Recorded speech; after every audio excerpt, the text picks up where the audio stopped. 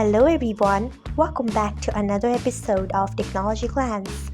Today in this video, I'm going to guide you through how you can turn off feedback email on Instagram Lite. So let's get started.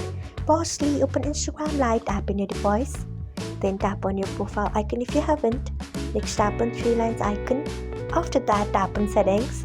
Next tap on notifications. Then tap on email notification. After that, you can see the option of feedback emails. Tap on it, then tap on turn off. So this is how you can turn off feedback emails on Instagram Lite. Thanks for watching. If you found this guide helpful, we would love it if you hit the thumbs up button below.